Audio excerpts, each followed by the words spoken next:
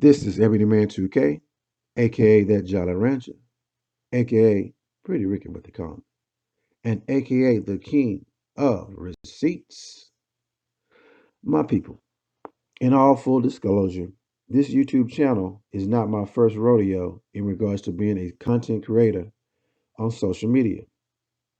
I actually had a community board back in the day in the early 2000s that featured multiple categories by topic.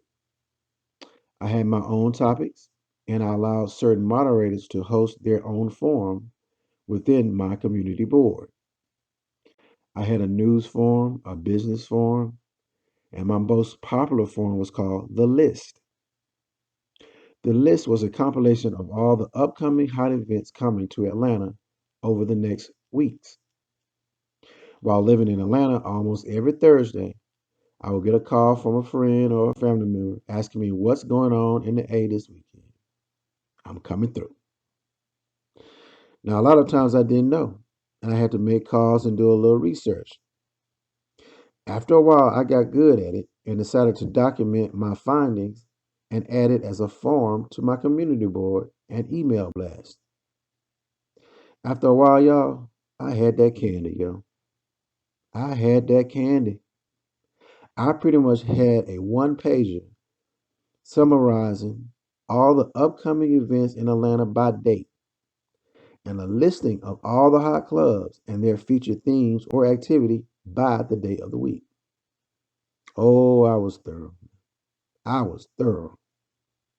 If you were not on my list, you were not doing nothing in the AO. You weren't doing nothing. If you wanted to get popping in these ATL streets, you had to get by Everyday Man 2K and get approved. And that's real talk. Now, another popular forum on my community board was the poetry forum. I had a moderator who wanted to create it, and she did just that. She had the poem slash spoken word session popping on my website. That shit grew in so many ways. She added an erotica session that attracted a lot of creative weirdos. She also added a storytelling section similar to R. Kelly's Trapped in the Closet series, where one person would start a story with, maybe three or four paragraphs, and then someone else would pick up the story where the other left off and add their three paragraphs. Man, do you know they kept that shit going for like over a month with like 30 people? The shit was so entertaining because you can tell that they were competing with each other on how far left they could take the story. Y'all, this was my own website, and they had me in suspense on what was going to happen next. So, like I said, my community board had two popping forums, one called The List with upcoming events in Atlanta, and another one in the Poetry Spoken Forum. So now I'm digging this as a cool online recreational piece. But y'all know me. I was curious as to how this could play out as a legitimate business opportunity offline in the form of an open mic series. Now, I had the connections offline through my list of events information that I was putting together weekly. Plus, I had an online base of customers who were lovers of poetry and spoken word from my website. Then, at the time, I was seeing Russell Simmons producing his Def Jam poetry shows on HBO. He would get on stage, say just a few couple words, then walk off the stage with all the money. I was like, shit, I can do that. So you know what? I did just that. In the summer of 2004, I created an open mic series in Atlanta called The Cypher. Now, before I started my show, I had to do my homework. I frequented other poetry open mics in Atlanta to network with the major players and to get a feel for the nature of the art and the business. One spot I visited often was called the Yin Yang in Midtown. It was a little hole in the wall spot with great wings and a good vibe of talented artists like John Good, Georgia Me, Abyss, and Tommy Bottoms. Also, you didn't know what big time artist may just pop in to bless the audience with an open mic surprise. I have watched Peebo Bryson, India Ari, Donnie, and Flority perform at this cafe after paying just a $5 entry fee, y'all. Now, while networking, I decided to recruit two artists to serve as hosts for my show. One artist was a guy with a stage name Last Forever, and the other one was a woman by the stage name Queen Nikki. Both had great personalities. I decided to work with both of them because I knew that they were going to friendly compete with each other to bring out their best in making a great open mic show. Once I got the right people lined up and I found a decent spot to host, I kicked off my spoken word open mic in Atlanta. Now, in the beginning, there was some good and some bad. On one hand, I had a good turnout, but on the other hand, I had high overhead expenses. I eventually had to back out the DJ and replace him with a mixtape that I put on loop. To reduce upfront expenses, one of my hosts agreed to forego his pay up front for a higher negotiated pay later. And the other host agreed to reduce their pay in half and spill a shrimp platter with me after every show, y'all. No lie, this spot shrimp platter was just that good, y'all. It was just that good. But more importantly, you can see that both of my hosts were good people.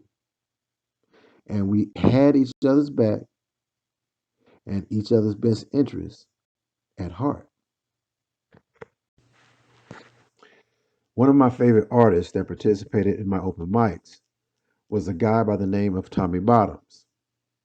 I related to him because, like me, he was an educated brother who had street game, but more importantly, he always questioned the system and spoke truth to power in his material. I came across his YouTube channel that seems dormant, but I wanted to share with you a couple of audio clips that are profound, even though he spoke them over a decade ago. One performance talks about the manipulation of the judicial system in regards to crime. Two other pieces speak about the manipulation performed by major media. And the last one talks about slavery and the parallels of the prison industrial complex. Now, make sure you listen to his message closely, even if you have to play it multiple times. This brother is very deep and quick witted, so you have to really pay attention to what he's saying. Tommy Bottoms, if you're out there listening, consider this to be a show of appreciation of your work, bro. Peace. 9 to 5 grind just be weighing heavy on my mind. Cause see, them 2 15-minute breaks and a half-hour lunches don't be enough. So when I go home, I'll be ready to relax my dome and unwind and let my mind release by burning some green trees wrapped in a brown leaf. So on my way home to the crib, I hit the weed spot, give me a $20 bag of that gunfire, and hit the liquor store, get a box of Phillies and 2 tall cans of Budweiser. Then one day I'm sitting at the crib smoking a spliff, sipping my brews, and I happen to be flipping past the Embassy Nightly News, and I see this police chief giving some speech about he setting up some crime task force committee to help crack down on crime in the city. And at the end of his little soliloquy, he had the nerve to say that he want to send a message out to the people that crime don't pay. Now that's a bunch of bullshit. Because not only is it cliche to say that crime don't pay, but that's like a 400-pound fat man trying to jump a fence. It just doesn't make sense. See, crime is big business. Just look how many people who are employed by the judicial system. From the COs to the POs to the prosecuting attorneys to the bailiffs who guard the juries, the courtroom stenographer, the crime scene photographer, the 911 dispatcher, the fire clerks, the phone tappers, and can't forget about the forensic science to do the lab test, the people who manufacture the bulletproof vest, the ATF, the FBI, and the DEA. And if crime would have stopped tomorrow, all these people would be out of work the very next day. See, crime is just as important to the economy as any other commodity. See, when the crime rate does go down, how often does the police department lay off some of his officers? See, since crime is big business, they just get the politicians to create more laws to create more criminals. So they come up with some little slick shit like a seatbelt law with a cute catchphrase like click or the ticket and claim they want to save lives. But the truth is, they just want to get off in the nigga business, see what he doing off in his ride. You know, hopefully they catch him riding dirty with some weed, stats and seats, around with a suspended license, doing a little drinking and driving. But if you really want to cut down on drinking and driving, then why isn't it required that you have to take a breathalyzer before you leave the bar or the club? Because see, they're ready for you to get off in the streets and have to deal with the police, and that's how they maintain their job security. And these correctional facilities turning niggas into modern day slaves, they paying them way below the minimum wage. So they pay a prisoner 15 cents an hour to press out your license plates. But when you go to the DMV, it costs you $200 or $300 for them exact same license plates. So don't tell me that crime don't pay, because every other day they shut down for school because of city budget cuts. But when was the last time you heard of a prison going bankrupt? Then they got these fucked up cocaine laws where they give you 2 years for powder, 10 years for rock. But the truth is, they don't ever want to see the dope game stop. Because see, a drug is a drug, whether it's crack or Prozac. They got these little children addicted to Ritalin, but you never see no pharmaceutical company being portrayed as no villain. I mean, what if they made all the legal drugs illegal? You had niggas making rap videos about how they stand on the corner slinging nicotine patches and serving up 8 balls of Demerol and slinging keys of Viagra all the way to Florida to Alaska. But see, that's never gonna happen. Because see, rich white folks have never allowed themselves to be given the same status as some ghetto crack addict. See, prisons are built for the poor and uneducated. That's why they represent more than 90% of the population that's incarcerated. See, half of them don't care they slaves, the other half don't know. So prison just becomes a revolving door for the unskilled and the poor, which just creates more job security for the CEOs, the wards, and the criminal defense lawyers. And even the district attorney got his hand inside the cake, prosecuting cases of people he know are innocent just to get them caught up in the system. Because see, prison is big business. There's more people in prison in America than anywhere else in the world, yet this is supposed to be the land of the free. See, can't nobody tell me that crime don't pay. I mean, what if you're a criminal defense lawyer, you make 6 figures a year, do you really want to see crime go away? Hell no. You'd rather see people living in poverty because poverty breeds crime. The more crime means the bigger the house, the bigger the boat, and the better the Rolex watch. And while the kids get to go off to college, poor kids go off to the school of hard knocks. Now, I'm all about peace, but fuck the police, especially chief of police, in this bullshit speech about how crime don't pay. Because pretty soon there won't be nobody left to lock up, then what? You just left with a fucked up nation, the police all patrolling one big plantation, everybody just sitting around waiting for another Emancipation Proclamation like it's 1863. See, everything I see leads me to believe that there's a very thin line between breaking the law and being the law, because see, laws are made to be broken. So you can't tell me some of these judicial officials, they secretly hoping that niggas don't open up their eyes and realize that the only way to beat the system is to stay out of the system. So I'm no longer giving them shit. I'm gonna make sure I stay legit, because I don't belong in no prison. So the next time a cop pulls me over, I better tell him to suck on these 9 inches and get fucked with no foreplay, because I understand the game and I know that crime pays, and I know this the land of the thief and the home and the slave, and I know America got 1,000,001 ways to get paid. So the last thing I'm trying to hear is a motherfucker tell me that crime don't pay. Man, they write history books about crooks, from Jesse James to John Dillinger. Man, they was notorious gunslingers. And when John Gotti died, they marched through the city like he was some type of slain world leader. And these drug dealers go out and buy Mercedes and Lexus, but nobody ever asked Mercedes and Lexus to forfeit 20% of their profit, because 20% of their product was bought with drug money. They don't give a shit where the money comes from. Just keep it coming. That's how the economy works, buying and selling. So it doesn't matter if it comes from a college graduate or a 2-time felon. So Mr. Chief of Police, I have to disagree with your bullshit speech that crime don't pay. Because if no people no longer sell dope, steal and rob, your ass will be out of a fucking job. And I'll bet you change what you got to say, because you already know that crime definitely pays. Peace on that, y'all. You sure? I know this is for TV. I shouldn't be up here drinking, man. But they'll edit it out later, maybe. You put a blur in front of it or something. You know what I mean? I just stand here like this. No, it ain't. I'm going to just do 2 very long poems, so just hang in there with me. I'm going to tell you off the rip. They long as hell. And I'm going to take my time, you know what I mean? 'Cause shit, when you go to work, you don't start as soon as you get there, you know what I'm saying? So, chill a little bit too. Alright. When I say ladies and you say gentlemen, ladies and, when I say ladies and you say gentlemen, ladies and, now I ain't never needed a pen and the paper to paint a perfect picture, but I can still give you a vivid description of what I'm spitting just over some raw talent and good diction. So look, ladies and gentlemen, play close attention and listen as I give you a quick description how the media big pimping, relying on the people's ignorance, decrease their profits, their revenues, and stock on the dividends.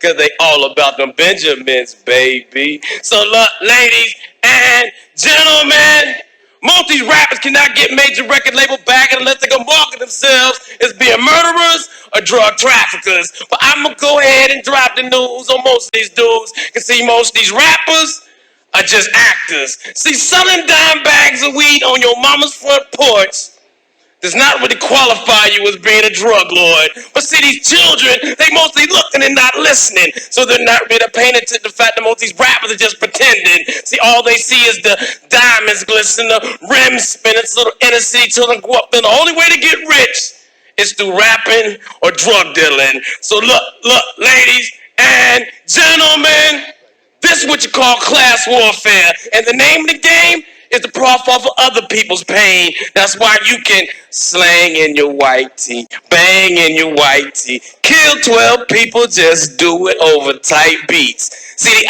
object is to keep the mass of the people dumb, so they hypnotize the young with the sound of the drum. See, these record labels, they're no longer looking for MCs. They just looking for a rapper with a tight beat and a rap sheet and an entourage that can pack heat. That's because the hottest rapper in the street is the rapper with the most beef. So keep them hooks simple, don't say nothing too deep. And that's when the record label radio stations step in and pretend that they got to defend the rapper's right to freedom of speech. So they allow you to say whatever hell you want, as long as you don't say nothing bad about Jewish people and fags. Because see, those are the main decision makers, those radio stations and major record labels. I mean, what you think would happen if Snoop Dogg started rapping about shooting some Jewish guy in the eye in a drive-by, then kidnapping the rabbi and getting him high to try to convince him that the Holocaust is a lie? Snoop Dogg can definitely kiss his career bye-bye.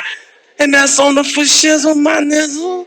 But them exact same people in power quick to bite their tongue when it comes to glorifying the horrifying lifestyles of the inner city slums. They have no problem telling your kids to get rich or die trying. They ain't nothing unless they rockin' platinum and diamonds. Convincing the children that it's cool to be a villain, because real niggas do real things and they scared to go to prison. And look, ladies and gentlemen, this is the very ignorance of the radio station is spinning and making and killing all of a sudden your children. But all actuality, that is just a microcosm of a much larger problem. See, all the major media that you see, from radio to TV, is actually all controlled by like 4 or 5 companies. Which means if you have not learned to think for yourself, your very view of the world that you're living in is actually controlled by somebody else's opinion. See, the corporate elite, they have a vested interest in keeping the average American citizen at a certain level of ignorance. See, the less educated you are, the less they have to pay you to perform low-level jobs. So they already know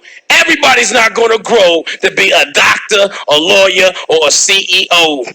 Because if everybody making CEO dough, then who gonna clean the toilets, flip the burgers, and scrub the floors? See, capitalism is a machine, which means somebody gotta be the oil. So the purpose of the media is to kind of keep the people passive and constantly feed the people's addiction for television. That way, you never had to worry about no questioning the system. And to maintain that status quo, they make sure the people get healthy doses of videos, talk shows, and reality TV. And if you're old as me, you remember when TV talk shows used to actually tackle tough topics.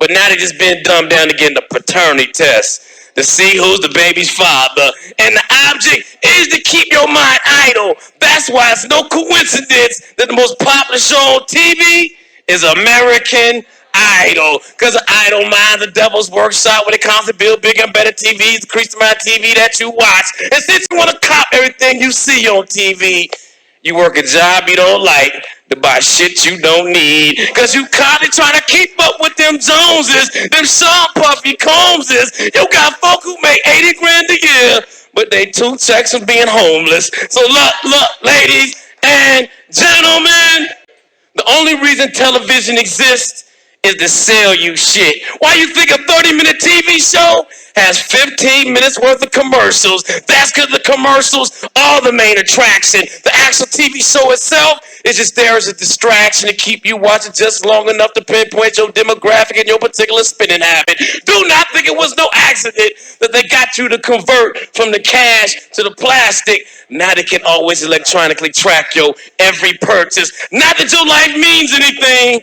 It's just good for market research. And I know the truth hurts, but whether you like it or not, we have all become proud citizens of the United States of big business, because this is America, y'all.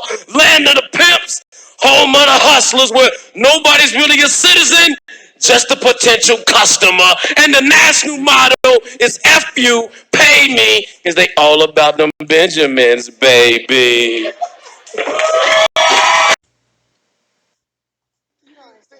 All right, this is for all the people to be like, man, every time I see you, Tom, you got a drink in your hand. Well, there you go. Buy me one next time, motherfucker. You know what I'm saying? All right, there's some drinkers in here. I'm the only one. Bartender, is the other drinkers in here? Oh, okay. Like one or two? Okay. This is for the one or two other people. You gonna drink with me? All right, that's what's up. You probably gonna want to do more than drink, man. You know what I'm saying? I do that too, though. I do that too. I ain't even gotta say what it is. Could be anything. You know what I'm saying? Nah. All right. Now they tried to make me go to rehab. I said, I knew it was a couple more drinkers up in here. You know what I'm talking about? I knew. Stop playing. All right. Now, when it comes to the ability to combine thought-provoking concepts in a rhyme, Tommy Bottoms is way ahead of his time. So, in celebration of my greatness,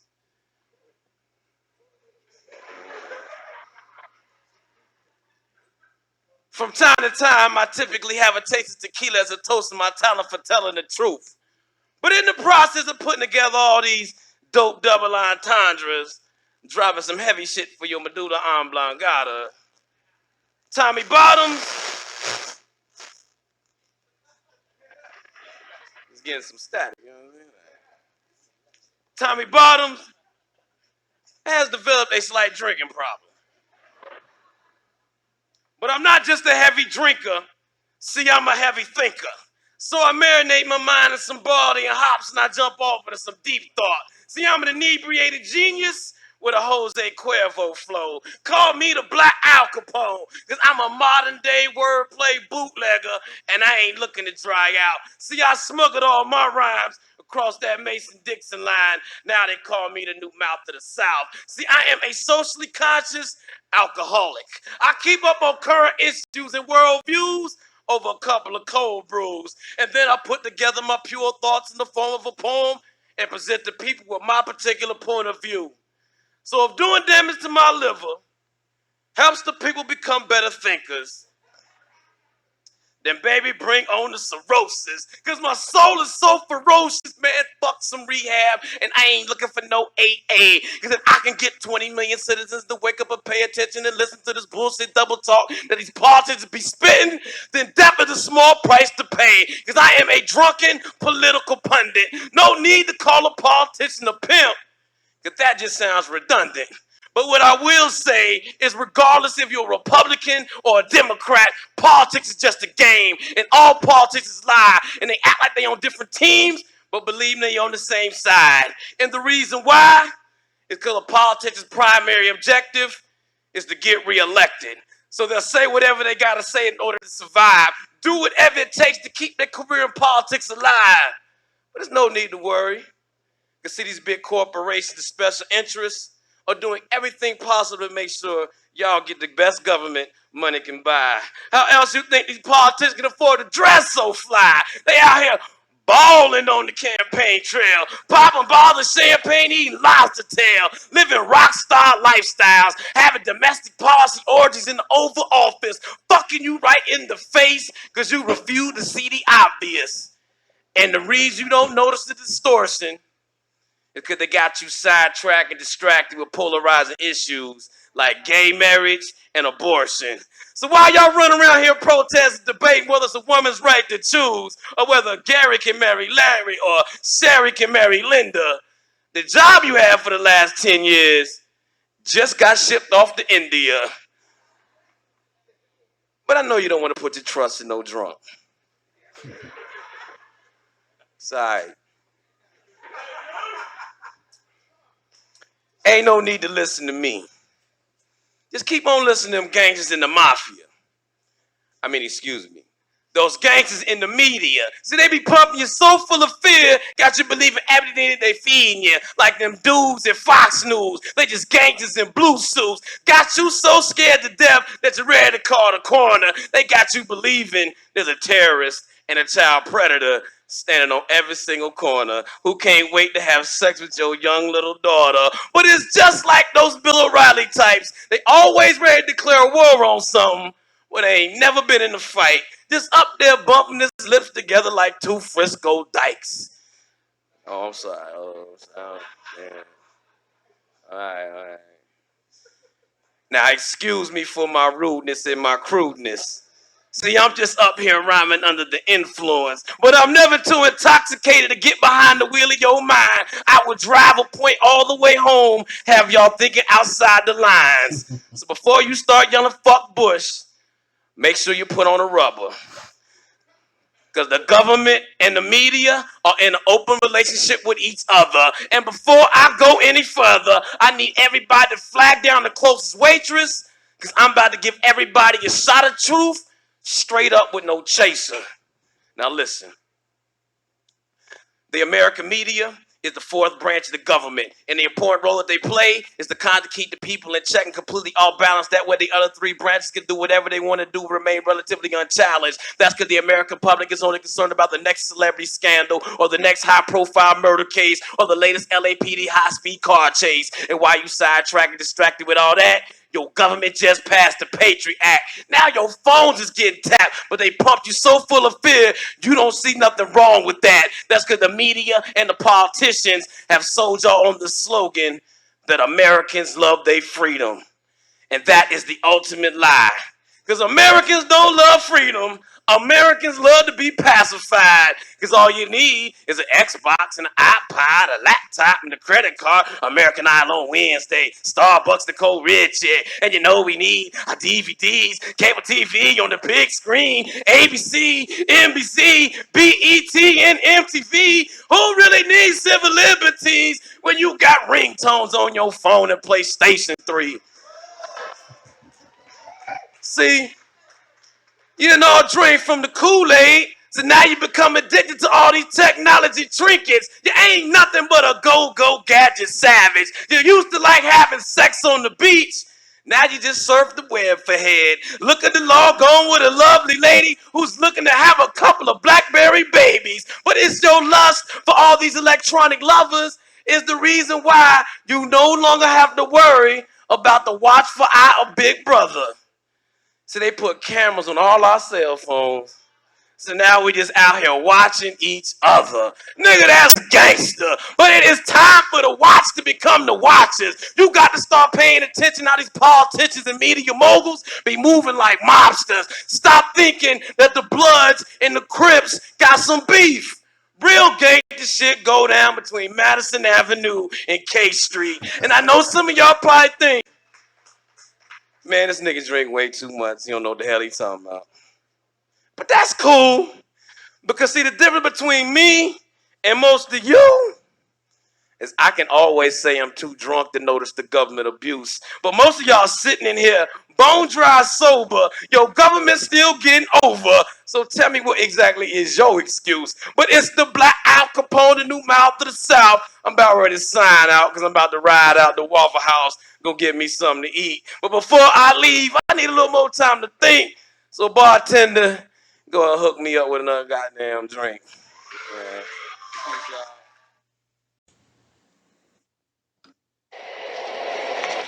Now my primary purpose in poetry is to tick some people off.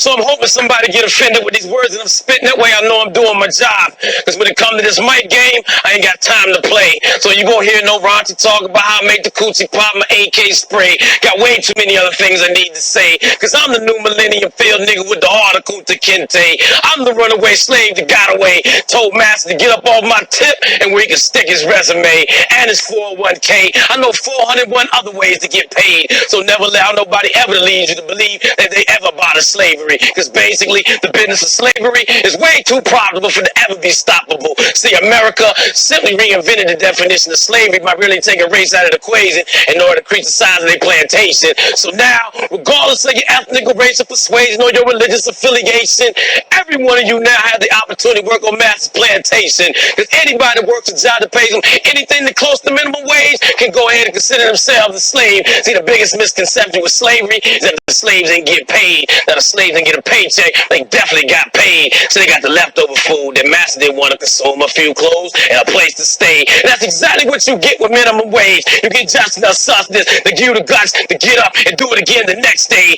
9 to 5, 40 hours a week, and every other Sunday. And master no longer got to beat the slaves to make them behave. Now they just dock your pay or mess with your sick days or put you on that 12 to 6 graveyard shift. Got you busting your back from dusk to dawn, but you still don't have a phone and can barely keep your lights on. So in order for those little extra crumbs of life, sometimes the slaves the fourth to resort to commit petty crimes. You see, those slaves lived back in the day. Not only were they brave, but they had to live bold, because whenever that weather got blistering cold, those same slaves had to break into master's home to steal warm blankets and extra clothes. And that's the very reason why, this very day and time, they still associate black people with crime, which brings me to the 13th Amendment, which clearly mentions that slavery was the boss for all persons except for those convicted of a crime. So plantations become penitentiaries or correctional facilities where the state pays the inmate 8 cents an hour, provides them with food, clothes, and a shower, and a place to stay. And that's when the warden forces that prison to produce products that the state turns right back around and sells in the open market. That's slavery 101, baby, regardless of what you want to call it.